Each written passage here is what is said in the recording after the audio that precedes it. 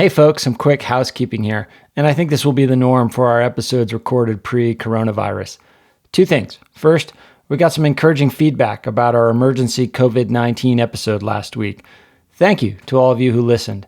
We'd like to keep using this platform to serve our community. So in conjunction with the Missoula Economic Partnership and United Way of Missoula County, our Incentives and Instincts series with Bryce Ward will move to a bi-weekly schedule.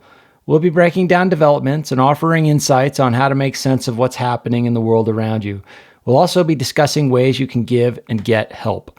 Stay tuned for our next episode in that series next week. One of the things is the personalization, which, sometimes, students don't like, but I find in my class, to say to students, I graduated from Stanford High School in Stanford, Montana. I know what it's like to live in a Class C town in Montana. Yeah. My mother was the English teacher. This is A New Angle, and I'm your host, Justin Angle, marketing professor at the University of Montana. This podcast is my chance to speak with cool people doing awesome things in and around the great state of Montana. We are proudly underwritten by First Security Bank and Blackfoot. Hey folks, welcome back and thanks for tuning in. This is the finale of our Sea Change series, and we finish where we started with University of Montana Regents Professor of History, Anya Jabour. Anya's new book about the amazing Sophonisba Breckenridge, a woman somewhat lost to history, is fascinating. And in this conversation, we learn more about Breckenridge's important work in the suffrage movement. We're also joined by Professor Beth Hubble, director of UM's Women's, Gender, and Sexuality Studies Program. We discuss the role and importance of that program and how Sea Change is driving curricular changes here on our campus. I've learned a ton from this series, and it's been an honor to speak with all of these amazing Sea Change contributors. Our series is ending today, but Sea Change is just getting started. And I'm excited for you to learn more about what's happening now and what you can expect in the years to come, right now. Okay, so we're here today with Professor Anya Jabour, Professor Beth Hubble. Ladies, thanks for coming on the podcast today. Thanks for having us. So, Anya, it's been almost a year since our first conversation, the inaugural Sea Change episode. Since then, you've had a big milestone in your career, publication of your fourth book, Sophonisba Breckenridge, whom we spoke a little bit about in that inaugural episode. But this book, when did it hit press? It came out in fall 2019. I think the official release date was in September. And you're somewhat fresh off of a bit of a book tour, right? That's right. I have been giving book talks in Kentucky, which is where Breckenridge was born and grew up, as well as in Chicago, where she spent her adult career as a reformer and educator. And I will actually be returning to both of those places later this semester. So very excited to be returning to Hull House, which is the famous settlement house co-founded by Jane Addams, where Breckenridge lived and worked for many years and was a really important part of her trajectory as a social reformer and training. So I've been doing a fair amount of traveling. Indeed. I'm excited to talk about particularly that University of Chicago connection, because that's something we talked about in our first conversation. Beth, you are the director of the Women's, Gender, and Sexuality Studies Program. And it's a major and a minor here at the University of Montana. And a graduate certificate. How long have you been in that role? I think I started co-directing in 2008 or 9. Okay, and the two of you were co-directors, so you overlapped a bit? I co-directed with 3 different faculty members.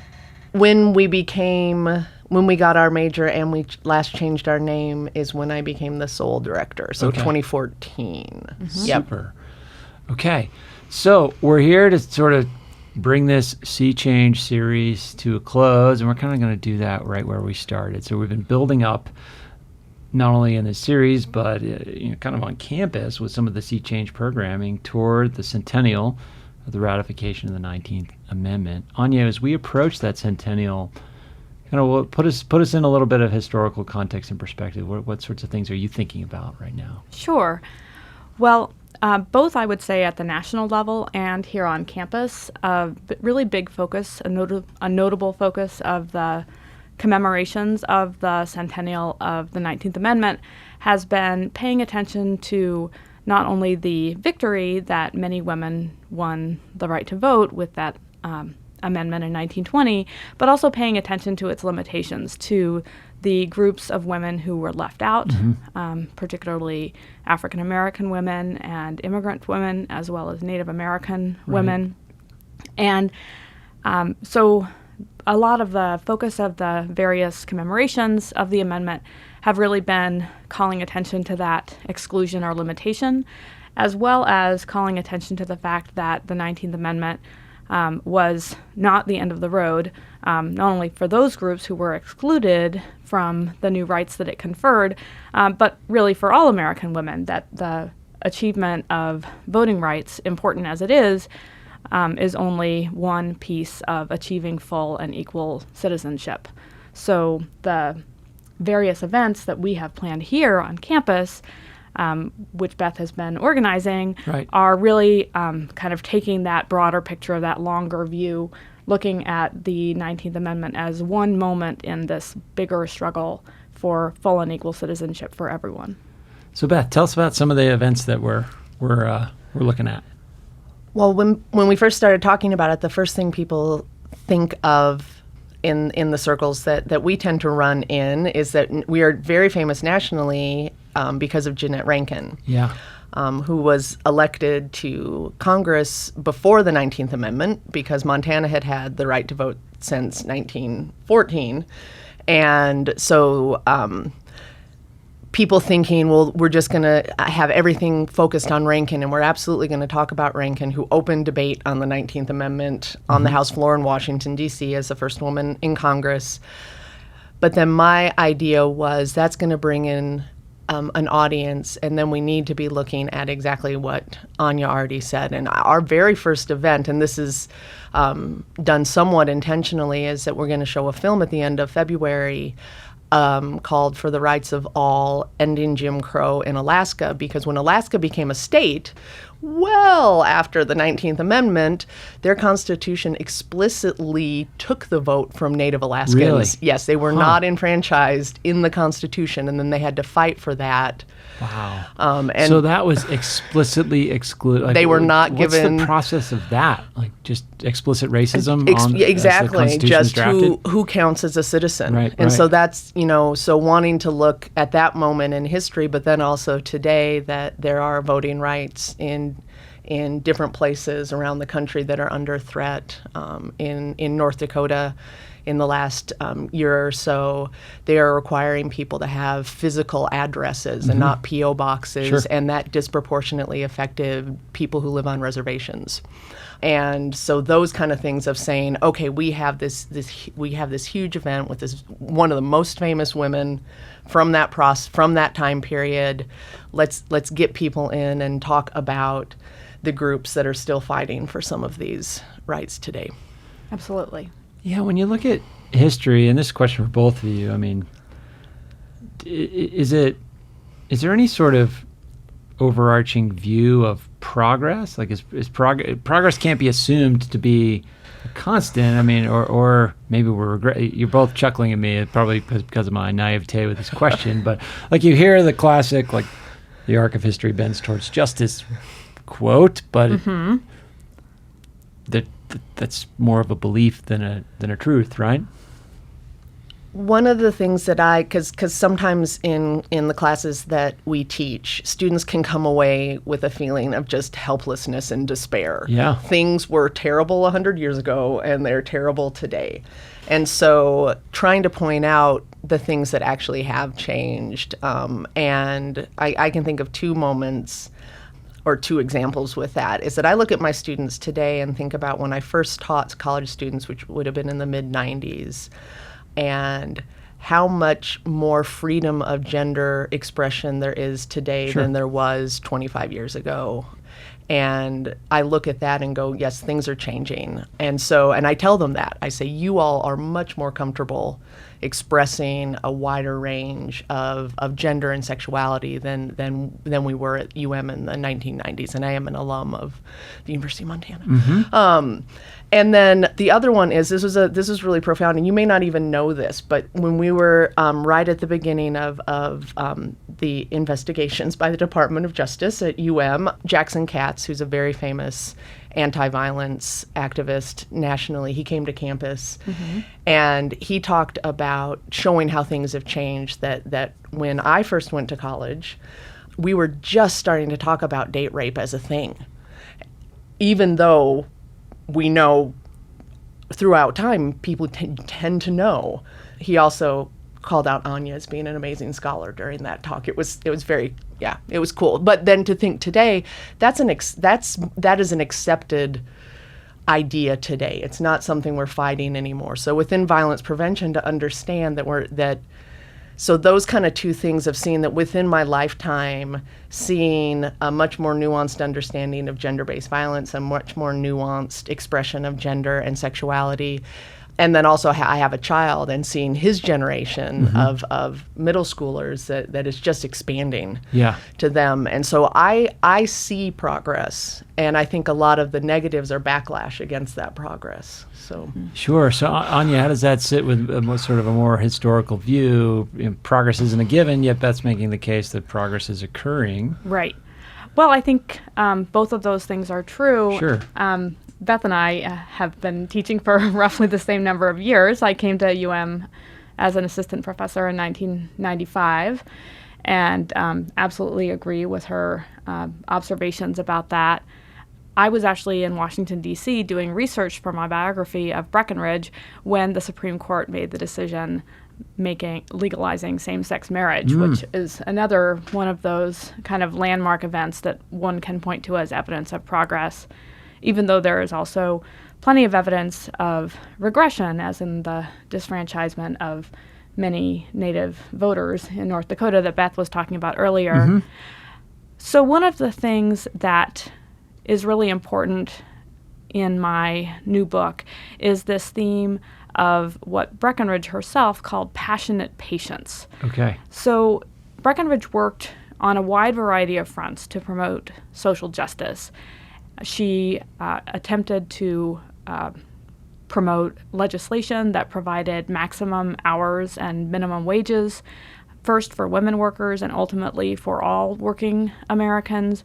She advocated for a child labor amendment that would make it illegal to hire minors to engage in industrial labor.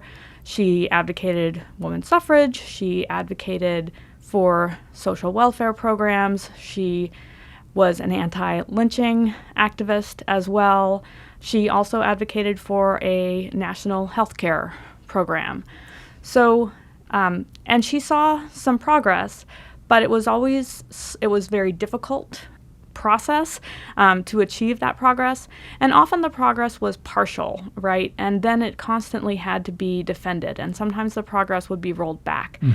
So to give just one example, there was an initial federal law prohibiting child labor in 1918, and then it was overruled by the Supreme Court.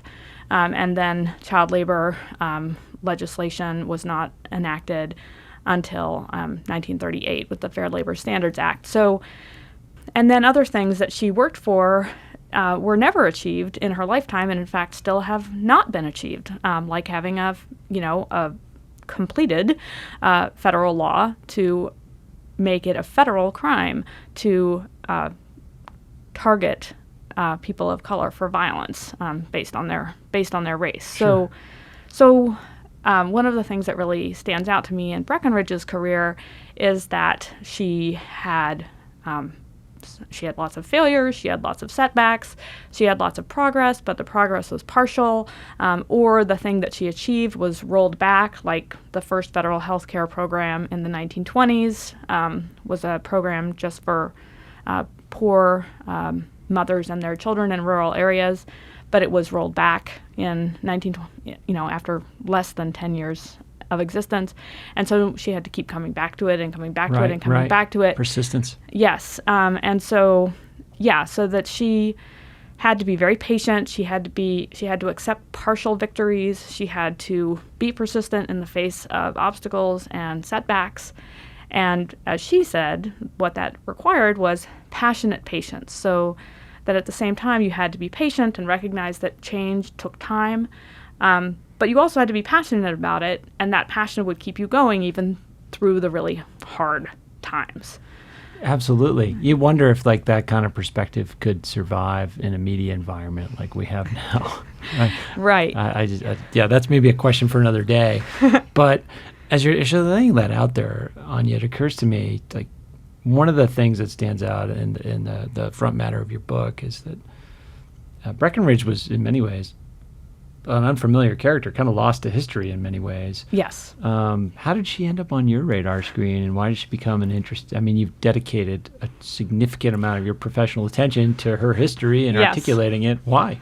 Yes, it's been a 10-year project. So, yes, that's not an insignificant amount of time. Speaking of passionate patients, so I actually kind of stumbled across Breckenridge by accident, even though I love biography and I love case studies and sort of individual stories as a window into a bigger time period or bigger transformations, and that's how I try to use her in the book. I didn't actually set out looking for her, or indeed looking for a subject for a biography. I was working on a project on school teachers in the 19th century South. Okay. And as part of that initial research, I read a very brief biographical profile of this person, Sophonisba Breckenridge, who had been one of the earliest women to pursue graduate study at the University of Chicago. Right. And she was the first PhD and JD. She was the first to earn her Juris Doctorate in law from Chicago in 1904. And before that, she earned a master's degree and a PhD in political science and political economy. But that's a lot of degrees. It's a lot of degrees. I mean, there's a lot of degrees in this room, but that's a lot of degrees. Oh, it's really a lot of degrees. But, and actually this is a good example of progress, she couldn't get a job teaching in any of her areas of specialty, even though she graduated at the top of her class. I mean, she didn't just... At a top university. At a top university, yes. And she responded to that discrimination by pioneering new fields. So she initially took a job working in the Department of Household Administration, which does not sound very promising, but in that context, in 1905, she offered the very first women's studies course in the nation that was called The Legal and Economic Status of Women. Okay. And then teaching that course sort of brought her into contact with the Second City's social reform circles, and including the Jane Addams and others affiliated with Hull House. And she became very interested in what she called social legislation, so using the law to promote social justice, and as well as providing social services. And that ultimately led her to basically create the new field of social work and to establish at the University of Chicago the School of Social Service Administration, which was the first graduate program in social work affiliated with the university in the United States. So she couldn't really find a job, so right. She ended up creating one. Exactly. For herself. Exactly. And that was sort of that was what got me intrigued, was I was like, who is this woman, right? Like, she's so accomplished, and then she keeps running into these barriers, and the way that she deals with that is to, like, create new opportunities for herself and for others. And so that was really the hook for me, is that I wanted to know more about her. So in some ways, she started a lineage that now lives in your program, Beth.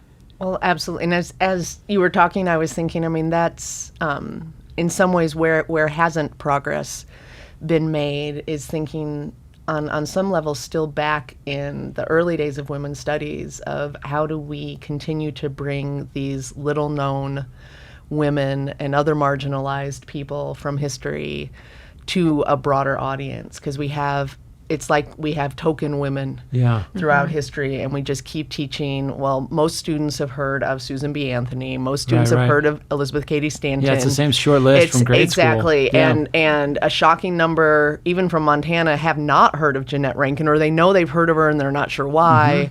And then you look, and so that's for me what I just kind of see. I teach a 100 level kind of great books by women class every fall.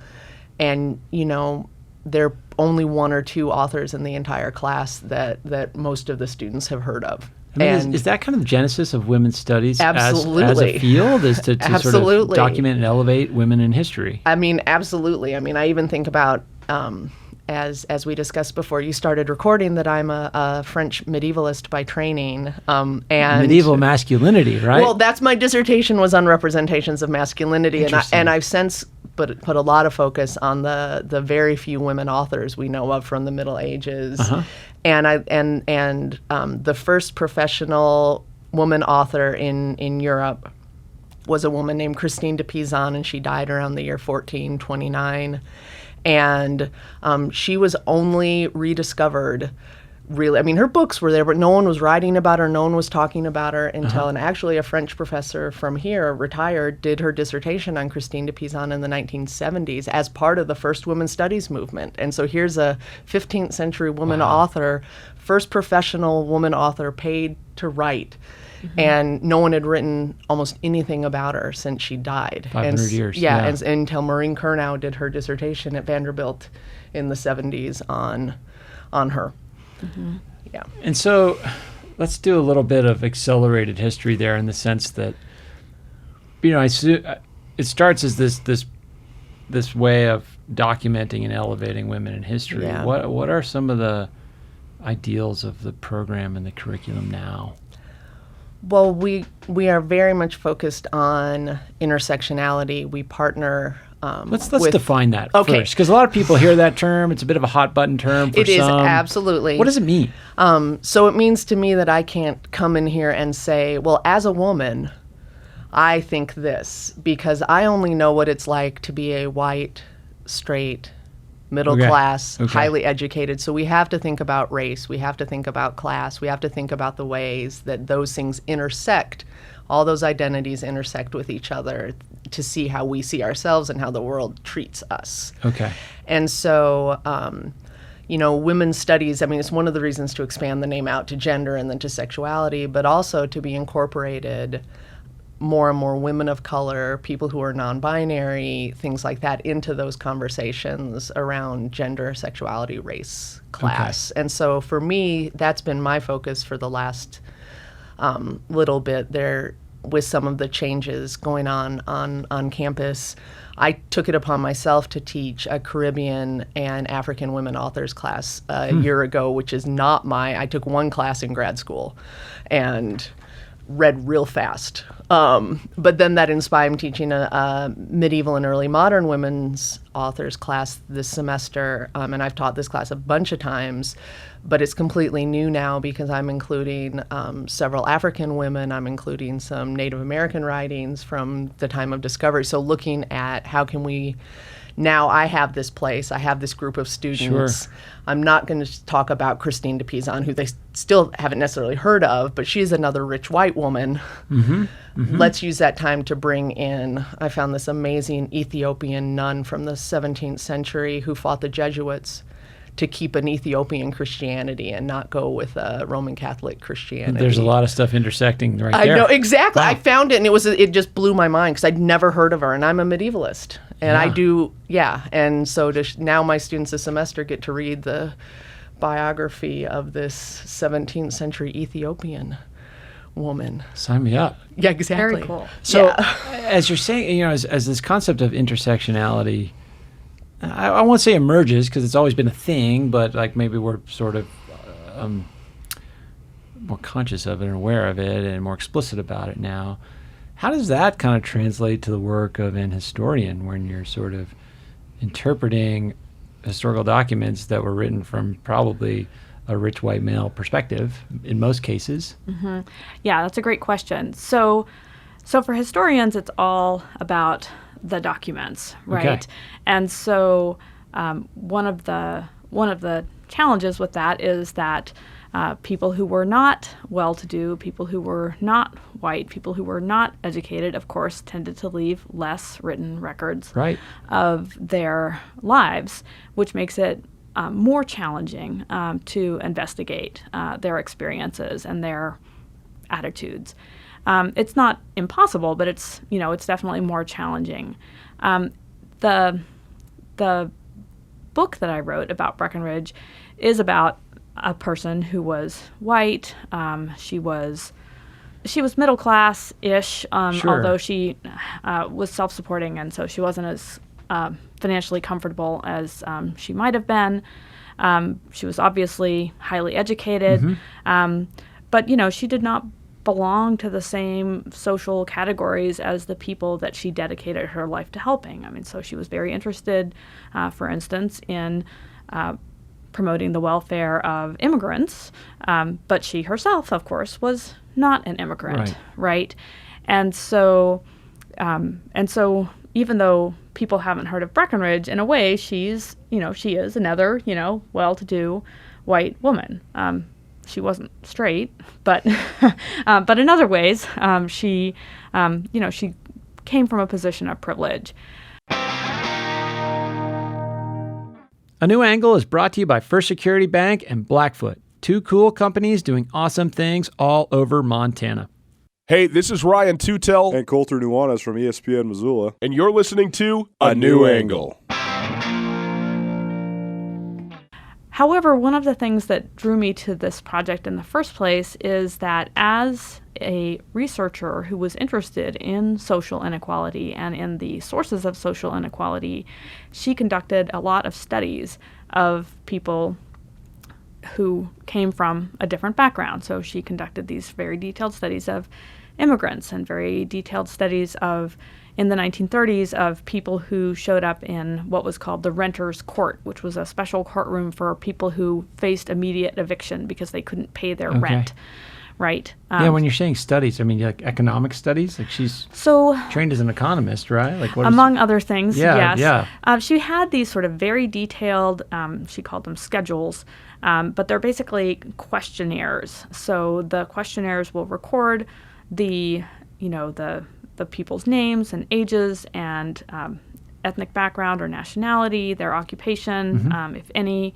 We'll also record if they have any physical or sensory disabilities, and then ask them a series of questions. And the questions depend on the particular study. Like she had a study of citizenship that asked them questions about their ability to speak, read and write in English, whether or not they'd been able to become naturalized citizens, whether or not they'd been able to successfully apply for financial assistance, and then just some kind of like free-form stuff. Anyway, and so a lot of that material ended up being material that I wasn't able to include in the book because it would have been 3 times as long as it is. So one of the things that I would like to do is go back to those materials and, kind of look at the same time period, but instead of looking at it from Breckenridge's perspective, look at it more from the perspective of the people who she studied and for whom, therefore, we have records, even for those who, in fact, could not read or write or even, in some cases, speak English. Sure. And I don't have Beth's facility with languages, so I kind of need the materials to be Seems like a co-authorship in the works Well, here. only if they did it in French or the super helpful Old French or Latin. Old that French. would be, yeah. Yeah. That would be. But one of the things that people ask me is then I'm teaching a class with authors whose identity I do not share and things like that, and how to negotiate that. And students can be troubled by that. On one hand, in Montana, we're limited in terms of diversity, and something that hopefully Sea Change is going to help us fix on many levels in terms of representation. But the other side that I always argue back although I completely acknowledge all the time, yes, we can talk about a problematic of me teaching these authors, is that in my privileged position, when I really want to enforce it, I'll say, I think you can call me Dr. Hubble. When at that level of privilege that confers, I'm going to open doors to groups of people and to students that marginalized people can't always do because they lack that privilege. And so if me being invited to speak to a group of people opens the door, how can I then do it and bring other people with me to share those to share experiences that may not get out there in other ways? Yeah, how do you illuminate some of those perspectives with? I think of our students here. Oftentimes very hardworking, come from good families, good work ethic, so forth, but kind of green. Yeah. And how do you your program's got to open, the whole, like we said before, the whole concept of intersectionality. I wonder, the average freshman that walks onto this campus, do they even know what that is? And how do you illuminate it without antagonizing them?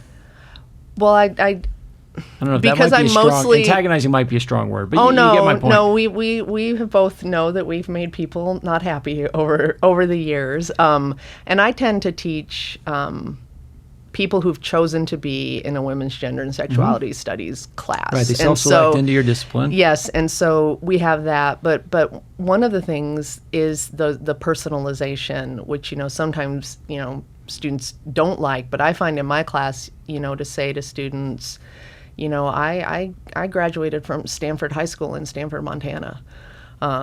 I know what it's like to live in a Class C town in Montana. Yeah. My mother was the English teacher. Mm-hmm. My dad was the attorney, which is a social class issue as well. But I'm from a place that kids from Montana and other rural places can identify with, and so kind of trying to connect on that level, and with students who do come, students who identify as LGBTIQ plus and things like that, acknowledging, as well, trying to forward those voices in ways too to make students feel welcome in a classroom where in other classrooms they may never feel at home. So it's kind of trying to that balance but because I absolutely agree with, the challenging of them, but in a way that lets them think about it. And yeah, for me, the most successful things I've seen is when they can go, oh, here's someone from Montana,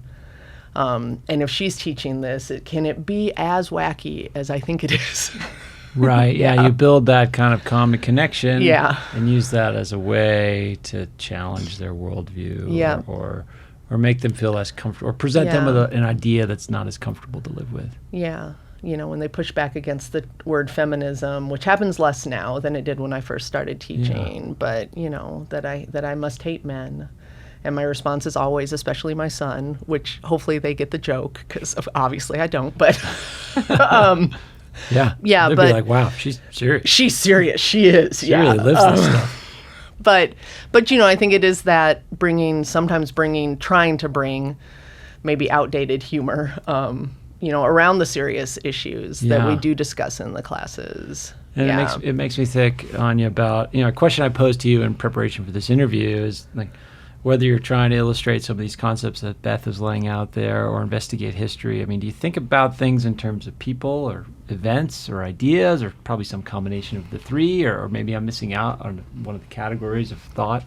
No, I would say, all of those things, and also maybe I would add to that sort of trends, which are, related to ideas, but also include the actual on the ground results, right? Sure. So, changes in practice, changes in the law, changes in what actually happens. So, in my classes, I try to have, a balance of those things, right? That you have to have examples of things to ground it, or it's just too abstract to make sense, right? Yeah. You can't just say, there was this, broad trend from, larger families to smaller families, and not back that up with something concrete, right?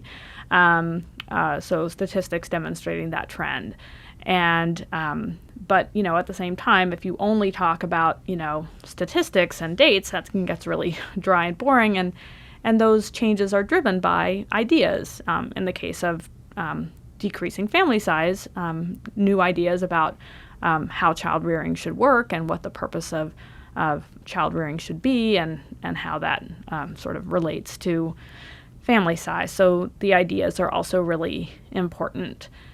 As a writer, I really like looking at individuals, obviously, Sure. as in the case of Breckenridge, because it sort of allows you to do everything at once, right? So looking at an individual allows you to look at particular events, but from their vantage point. It allows you to look at their ideas, but as they express them. It allows you to look at the trends in which they participate or contribute or make happen, but all sort of from a particular person's perspective. And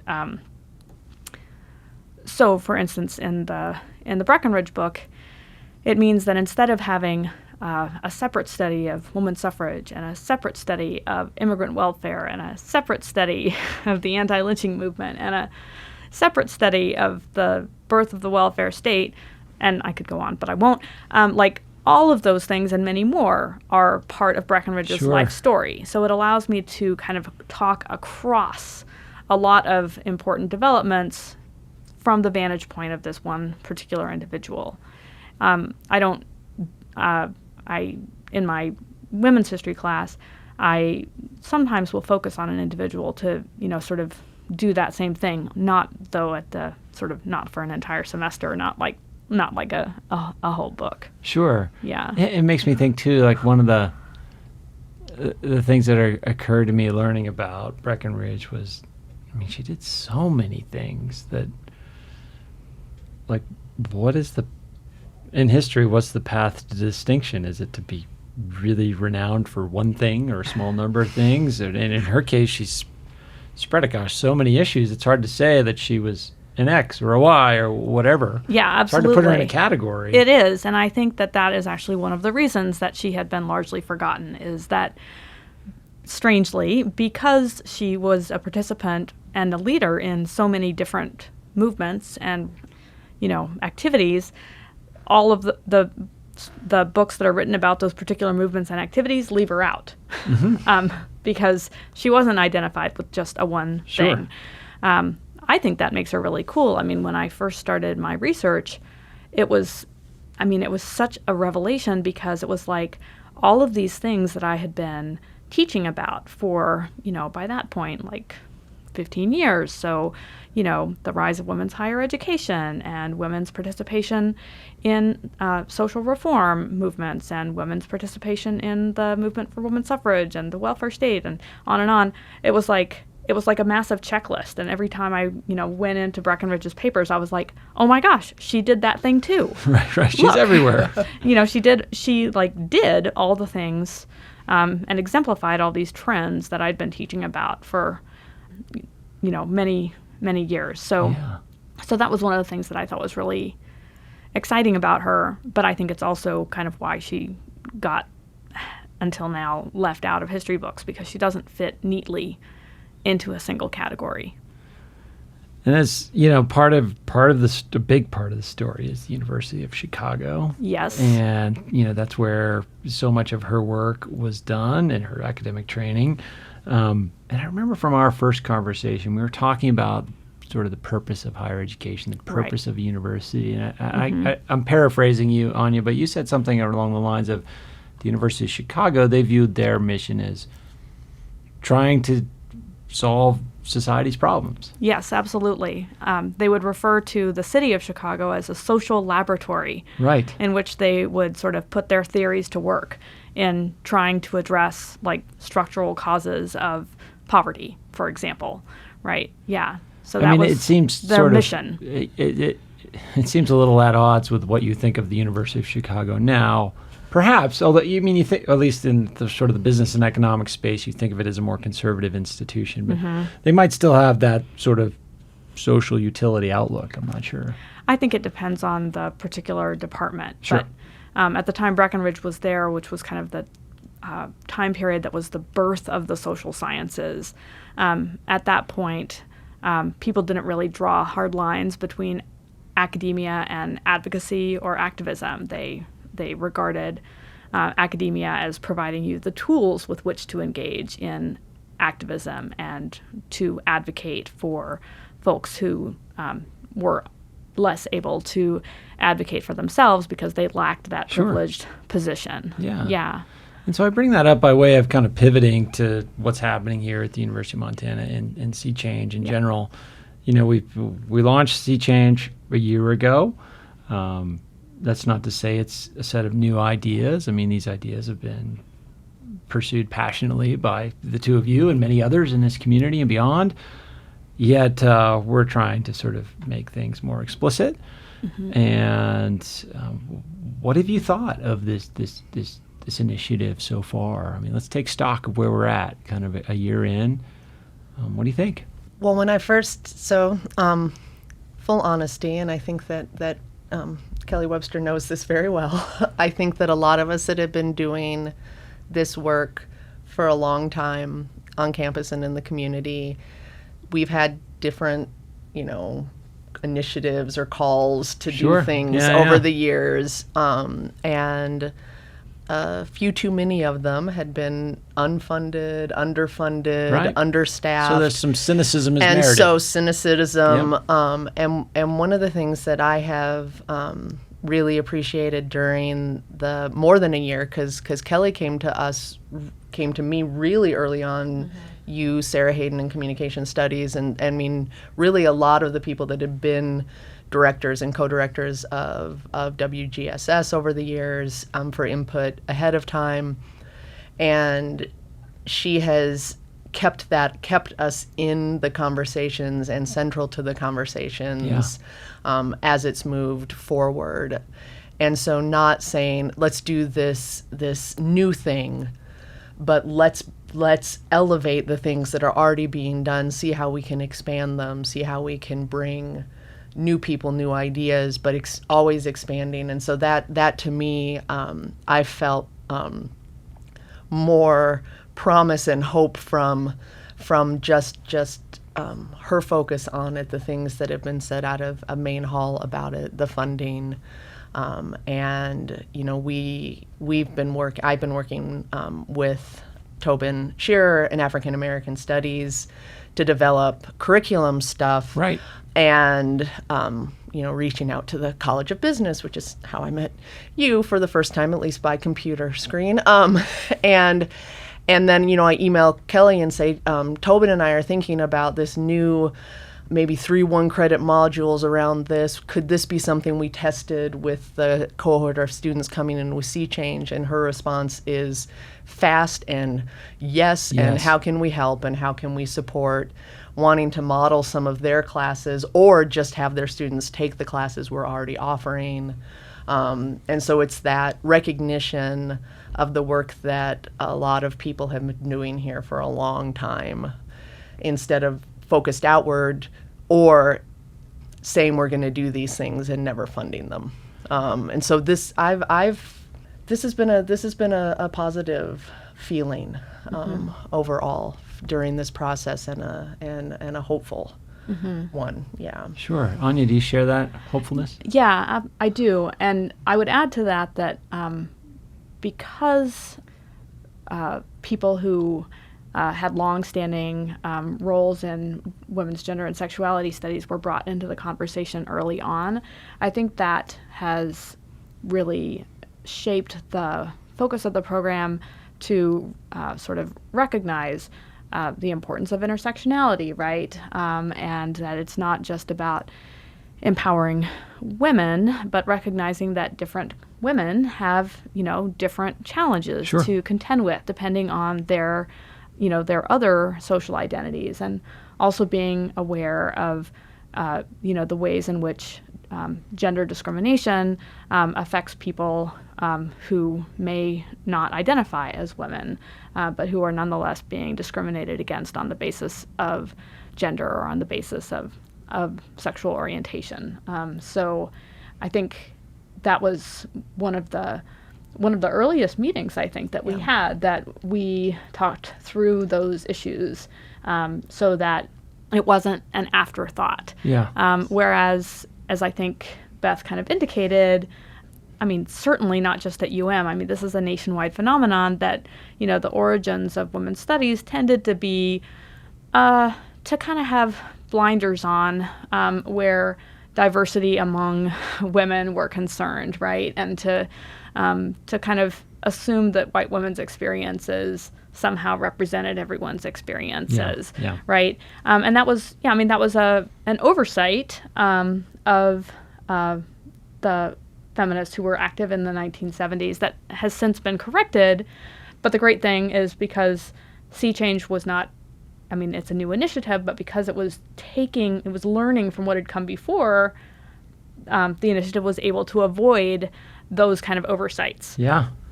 Because of sort of paying attention to what we who are active in this area have learned. The balance of your expertise and experience as scholars and teachers in this space. We had a meeting. It was probably last summer. It feels like a couple months ago, and Kelly made an effort to have students involved as well to know, how are our students going to see this? And took very seriously the input of the student who came to the meeting. And actually made some changes about saying, okay, if we're going to have students doing internships, if we're going to have the older Sea Change students as mentors or grad students, they have to be compensated, not just with credits, but with money. And that's one of the things the students said. This is all great, but if you don't pay me, I'm not doing this extra. Said it in a more professional way than I just did. But that was something that then was built in as being important to the program, was that we're not just putting more work on people to pull their own bootstraps up, but we're going to help. We're going to help pay them for doing that. Right. For doing that work and show that work is worthy by paying people to do it. Right. Absolutely. And also make those opportunities available to people with less financial resources. Yes. Yeah, because who can do an unpaid internship? It's someone whose school's paid for. Exactly. Yeah. Yeah. All these layers of how privilege manifests. Yeah. Exactly. So as we kind of look ahead, this series has been a year and it's sort of coming to a close, but Sea Change is certainly not. It's something that will live on as an initiative and live on, certainly embodied in your work and the work of others. What sort of, are you looking for particular milestones in the near term, the long term? Like what would be some markers of success that that are out there as beacons that you might be working toward? Well, we crossed one a few years ago, which was getting a major in women's gender and sexuality studies, as all of our paperwork said, the only one in the state, and you have to drive a fair way to get to one in Washington. And also the adding sexuality to our name, because we already included as counting for our minor any class that dealt with LGBTIQ plus issues, but we heard from our students, we for ourselves, we were not required to do this, brought in an outside consultant, and our students said, this is where they come for those classes, and to be able to add it to the name was really, really important. Going forward, we have not compared to other majors, but for as small of a program as we have a fair number of majors and minors. I have 19 in my capstone class this semester, which is way more than we used to have.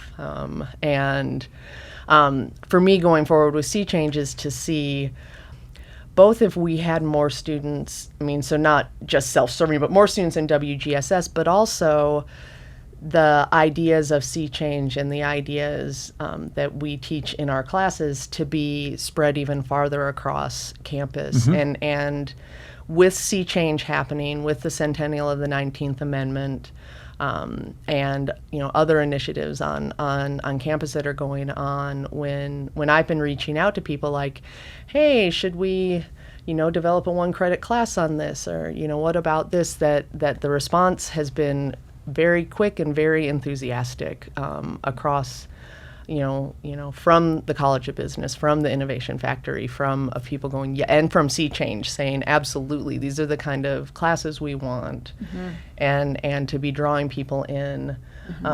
We tend to be very humanities and sciences focused, and so how do we expand that out and say, these are questions, with Me Too and things like that, and that these are questions that anyone that's thinking about working in the U.S. might want to be, or anywhere, right? Yeah, might want to know something about. Yeah, and building on that idea of trying to sort of disseminate these ideas more broadly, like. So a measure might be, right, that if we revise the general education requirements, and in the same way that we have a requirement that students take a class that's classified as non-Western, right, that they take a class that exposes them to ideas about studying the role of gender and sexuality in society, right, that could be a general education requirement. And is it other schools, actually? Yeah, there are a fair number of schools that have. At some other schools. I think a really great step in that direction is that WGSS class, it's our 200 level class, I think, is now required in the health and human performance. They're community health students, and so we put more. For us, we put somewhere between 150 and 200 students through that class every year. And that's been a great help because students come in and we have a low credit minor and a low credit major. They come and take this class and go, this would be great with my HHP degree, and I can get it quickly. And you probably, if you're interested, you've probably already taken something that counts, and you may not know it, because we have these small groups of classes, but then they take a class under history with Anya, a class in sociology with absolutely. So I don't want to necessarily draw you out on this too much, Anya, but you mentioned revising Gen Ed, and maybe that's going to be your next 10-year project, although hopefully it would be a lot quicker than that. It needs to be. Well, that is probably not the project that I would want to dedicate the next. You're not going to die on that hill. The next 10 years to. No, but I would say that could be something that we'd look for. I think. Tobin and I are looking at developing both an undergrad and a grad certificate, so that low kind of 12 credit. Sure. In we haven't settled on a name, but in social justice, so where they take classes across. WGSS, African American Studies, Native American Studies, to have that to go along. And so something like that could be, a stepping stone to say, look, there's students in this. Why isn't there a requirement that students take either, intro to Native American Studies, Tobin is so good at titles, Black Africa to Hip Hop, which used to be Intro to African American Studies, or one of our intro classes, as that kind of intersectional requirement. So a lot of interesting options, important ideas, and great people working at it. Great thanks to the two of you for this work, but for coming in and sort of explaining it to me, who has not much conception of it. So I appreciate your patience with me, and I appreciate your dedication to all the great work you do. Well, thank you. Yeah, thank you for doing this podcast. Yeah, and best of luck with the book. And are you going to go back out on another tour, you said at the beginning of the conversation? Yes, I am. I'll be back out on tour in March. And I assume folks can get it here in town, Fact and Fiction or Campus Bookstore. Where can you get it? That is an excellent question. I'm not sure which local bookstores are carrying it. Probably because I've spent so much time out of town. Sure. But you can order it from the University of Illinois Press at a 30% discount with the code UIPF19, which is awesome. And it's also available on Google Books and Kindle through Amazon. Super. Well, great thanks to you both. And we'll be talking more down the road. Awesome. Thank you so much, Justin. All right, well, that's a wrap on this series, but certainly not on Sea Change. Get involved. Thanks for listening to A New Angle. We really appreciate it. And we're coming to you from Studio 49, a gift from University of Montana alums Michelle and Lauren Hansen. And remember that A New Angle is supported by CED, Consolidated Electrical Distributors. These guys pretty much sell anything electrical you would ever need, but they also hire a ton of our students. If you want to learn more about jobs at CED, visit cedcareers.com. Before we go, I want to thank some important peeps: executive producer Stefan Borsum, and interns Aspen Runkle and Max Gibson. Huge thanks to VTO, Jeff Ament, and John Wicks for the tunes, and finally, props to Jeff Meese, our master of all things sound. Finally, if you have any questions, suggestions, comments, insults, whatever, please email me at anewangle@umontana.edu. Help us spread the word, and be sure to use the hashtag #anewangle when you do. Thanks a lot, and see you next time.